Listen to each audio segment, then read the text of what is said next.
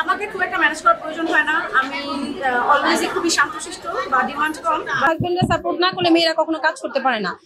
আপনারা জানেন পৃথিবীর অর্ধেকটা নারী অর্ধেকটা নর। যেমন আমি এখানে আসি আমার ওইটা আমি ম্যানেজ করে দিই সকালে 10 টাকা। মেয়েরাও কিন্তু গরু কেনার ভিড় বেশি।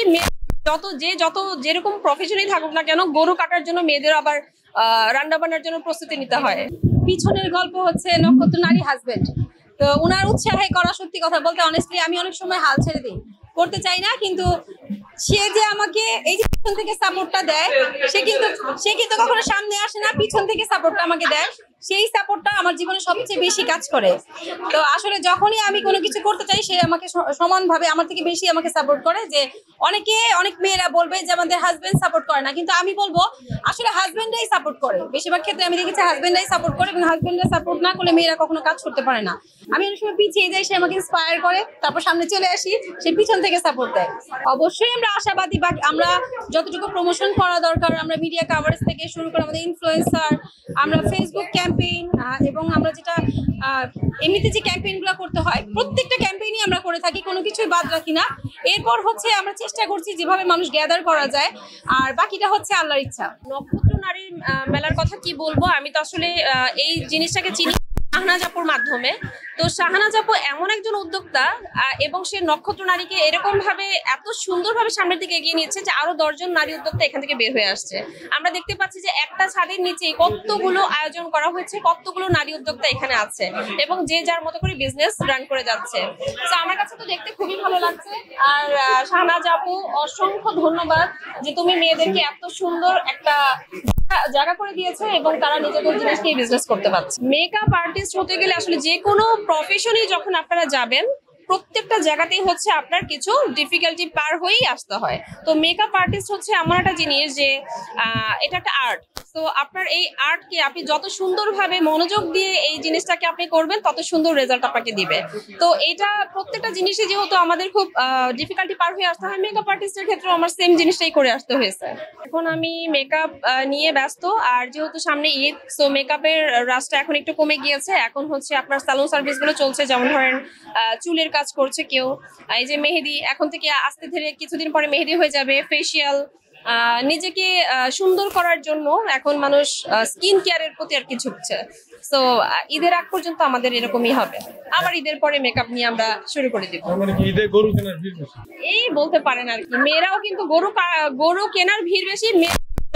যত যেরকম প্রফেশনই থাকুক না কেন, গরু কাটার জন্য মেয়েদের আবার রান্না বান্নার জন্য প্রস্তুতি নিতে হয়। মেডিকিউর করা হচ্ছে। হ্যাঁ, অনেকে আবার করে না, ঈদের পর গিয়ে করে, 3 দিন পর। ব্র্যান্ডেড ড্রেস সবকিছু পরে সবসময় তো দেই, আসলে এত বেশি ঘন ঘন দুজনকে দেই, হিসাব থাকবে না যে কে কখন দেই।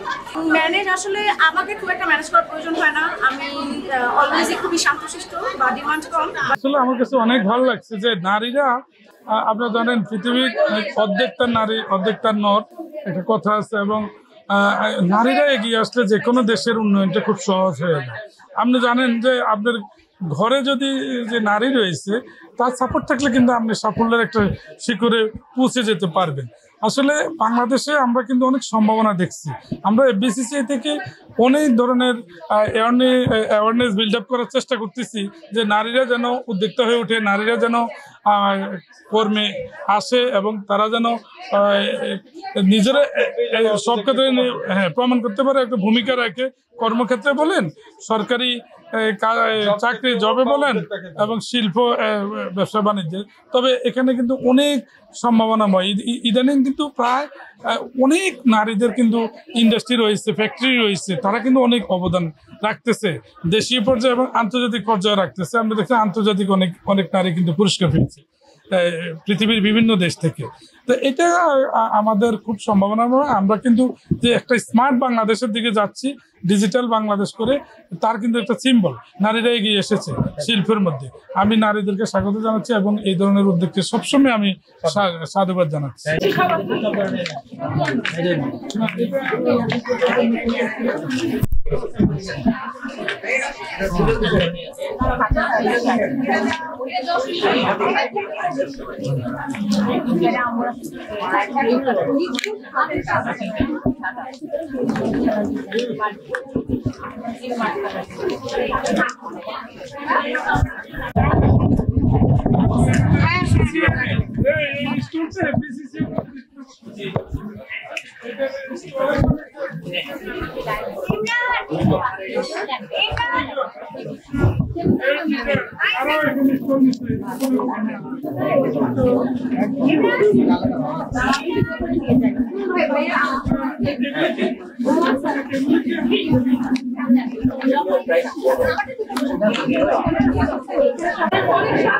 যেমন আমি এখানে আসি অবশ্যই দেখবেন যে আমার ক্লাস শুরু হয় 12টার পর চলে যাবো, ওইটা আমি ম্যানেজ করে দিই সকালে 10টা থেকে যখন যাই তারপরে কিন্তু আমি রেডি হয়ে আসি, তার আগে আসি সেটা আমি ম্যানেজ করে লাইলা তো ফার্স্ট